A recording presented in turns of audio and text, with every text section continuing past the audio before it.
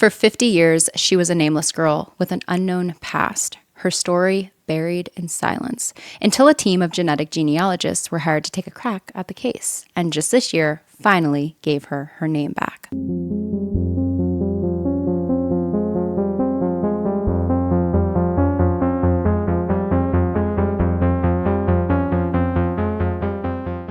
Here on my channel, in I would say about half of my videos at this point, the method of genetic genealogy is mentioned in some way, whether that be discussing it as the way an individual was finally identified, or it being brought up as a possible solution to uncovering a Jane or John Doe's actual identity. On rare occasions, it is attempted, but DNA is unable to be extracted, or close enough family is unable to be located. Still, though, it's the topic of conversation often on this corner of the internet. Thankfully, IGG, or Investigative Genetic Genealogy, helped give the name back to the girl we're discussing today. On Wednesday, March 22nd of 1995, partial human skeletal remains were discovered in a riverbed east of Rog Lane along Highway 129 in Watsonville, a city in Santa Cruz County, California. Local authorities were notified of the findings, and the investigation into discovering who these remains belonged to began. At first, investigators believed that the remains were part of an old homestead burial, possibly dating back several decades or even centuries.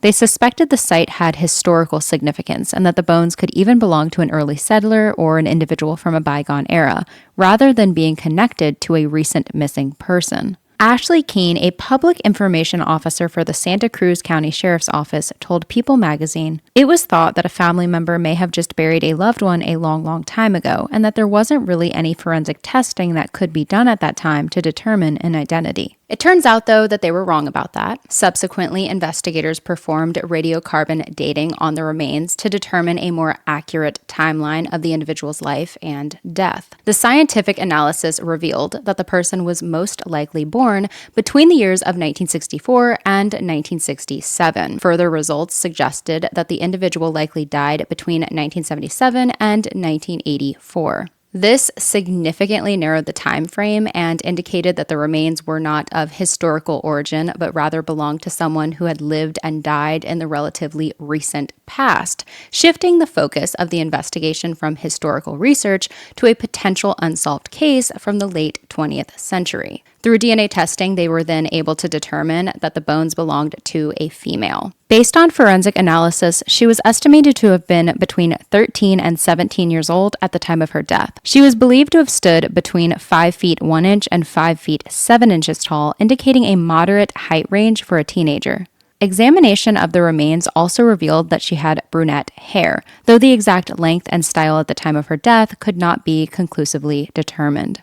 Additionally, preliminary ancestry assessments suggested she may have had European roots, though further testing would be needed to confirm her ethnic background. Santa Cruz investigators combed through endless missing persons reports, but it didn't seem like their Jane Doe was any of the ones they had on file, a Jane Doe whose cause of death remained undetermined. This, though, was a girl who could have had a family out there somewhere missing her for a whole decade or two by this point. Between 1995 to 2019, 24 years, this case sat with little to no updates. This case would start being re-examined by the sheriff's office in 2019, but the real turning point in her case was during 2022. This is when the Santa Cruz County Sheriff's Office and the California Department of Justice teamed up with Othram, Inc. If you're unfamiliar with Othram, I've mentioned them numerous times here on my channel and even worked with them for a few videos. They are a company based out of Woodlands, Texas, and they specialize in the method of genetic genealogy. Genetic genealogy involves extracting DNA from an unknown individual, creating a DNA profile from that DNA, and entering that DNA profile into a genetic database in the hopes of locating familial DNA, or possible relatives. This process occasionally can become a little more difficult than just that and may result in genealogists creating an entire family tree for the Jane or John Doe in an attempt to locate a close relative who can hopefully help investigators identify the person. For this Jane Doe, as stated on Authrum's crowdfunding site DNAsolves.com, scientists at Authrum utilized forensic-grade genome sequencing and were able to extract and sequence DNA from the severely degraded remains, overcoming the significant challenges posed by time and environmental exposure. This advanced technology enabled them to create a detailed DNA profile of the unidentified individual. With this genetic blueprint in hand, Authrum's in-house forensic genetic genealogy team began the complex process of analyzing the data. By comparing the profile to publicly available genetic databases, they were able to identify potential relatives and construct family trees, ultimately generating new and promising investigative leads. One of the main individuals to thank for this is genealogist Deborah Medina, who put hours of hard work into piecing together the Stowe's tree. These developments thankfully offered fresh hope for identifying the teenage girl and uncovering the circumstances surrounding her death. Through persistent efforts and careful analysis, investigators were able to trace potential connections and identify individuals who might be related to this unknown girl. This meticulous process eventually led them to locate living relatives. After further verification and collaboration with these family members, authorities were able to confidently match a name of a missing girl to their 1995 Santa Cruz Jane Doe. The identification was released to the public on March 25th of 2025, which is, of course, this year. The Jane Doe found in the riverbed all those years ago was 13-year-old Laura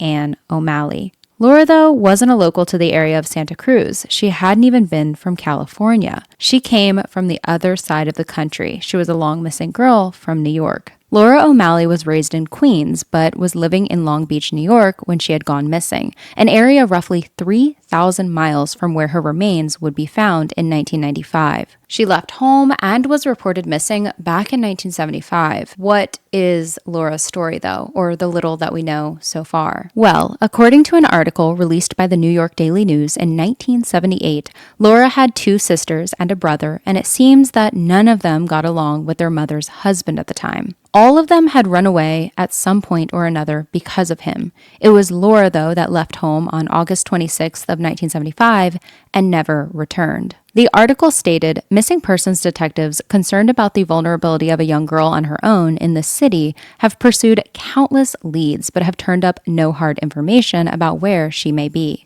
Like with any case that I cover on my channel, I do try to dig up old newspaper articles. As most of us know, newspaper articles are not always 100% factual, but sometimes there can be firsthand information that can be helpful when painting a better picture of the victim or the events that unfolded. With Laura's disappearance, the only article that I could locate was the one mentioned by current news sources that was ran in the New York Daily News on May 21st of 1978. In that same article, it states that about 2 weeks after she left her Long Beach home, she wrote her mother saying that she would come home if her stepfather wasn't there anymore. About a year later, Laura's mother and her stepfather did finally separate for good.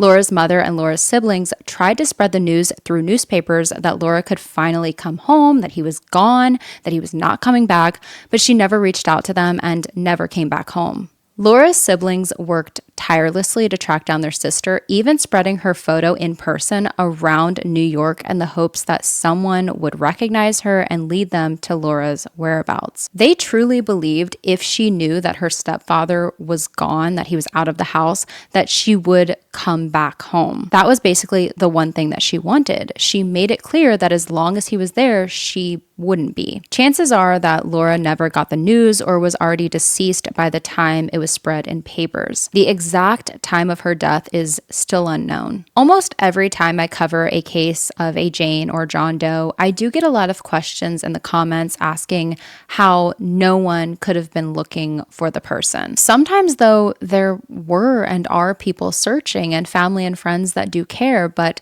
the person may have come from a completely different area. A Jane Doe that is a perfect example of someone who was cared about in life and people were looking for them and wondered what happened, but they were found very far away is Sahara Sue. Sahara Sue was a Jane Doe case that I covered last year of a teenage girl found in Las Vegas, Nevada, who was identified in December of 2023 by Othram. Her name in life was Gwen Marie Story, and she had come from Cincinnati, Ohio. Just because she was not identified for 44 years does not mean that she wasn't loved or missed. There are still so many questions in this case. Could she have lived months or even years? Could she have made it to 14, 15, or 16 years old and then something happened to her? How did she end up in California? Did she meet someone who took her all the way out there, or had she hitchhiked there with the help of multiple people she met along the way? Could she have made it safely out to California by hitchhiking, and then while she was living out there, something happened to her? How had no one come across her body before for so many years? If she was the victim of homicide, who exactly took her life? As many of us already know, hitchhiking was relatively common in the 1970s. Many young people embraced hitchhiking almost as a symbol of personal freedom and also an easily accessible way to explore the country, if that was their goal.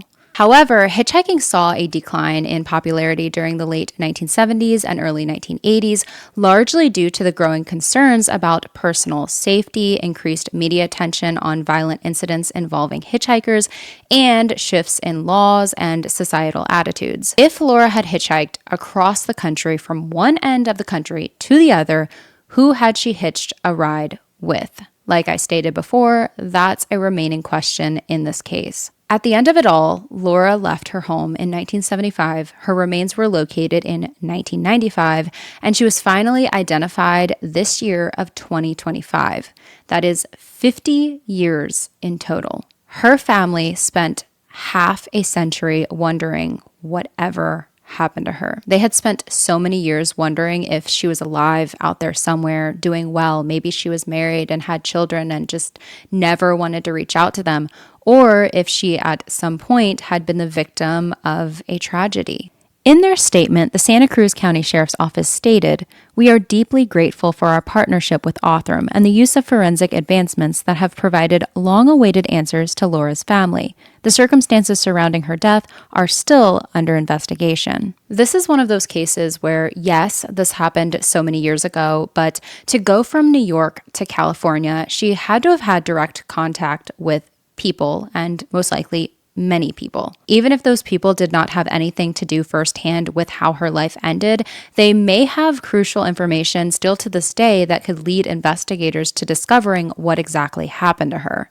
Any bit of information genuinely could help. Ashley Keene stated, "We're hoping that by this case getting so much attention and bringing it to light, that it might jog someone's memory. They might remember seeing her in California or before she left New York and give us a call." Although the New York Daily News article did state that Laura left willingly, Ashley says that that is something that they are still looking into, telling People magazine there are still some questions about whether she left on her own accord or if she was forced to leave or if she was kidnapped and taken to California. So that is something that is still not known and under investigation. This is still an open and active investigation, and authorities are urging anyone with information about Laura's case to please contact the Santa Cruz County Sheriff's Office at 831-471-1121.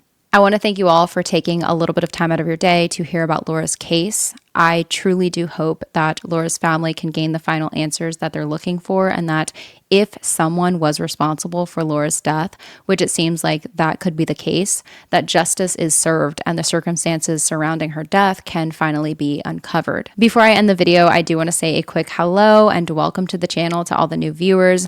The last video that I uploaded, I was not expecting it to do as well as it's been doing. I know that it doesn't have like 1 million views or anything, but it's been doing better than a lot of my recent videos have been. As many of you know, I've been covering true crime cases for about 8 years now here on my channel, and I was kicked out of the algorithm a long time ago. My videos do not do that well. So anytime I do gain a few hundred or so subscribers in a short amount of time, I do just want to say a hello and thank you for subscribing. I hope though that all of you have an amazing rest of your day. Stay safe like always, and I will hopefully see you in the next one.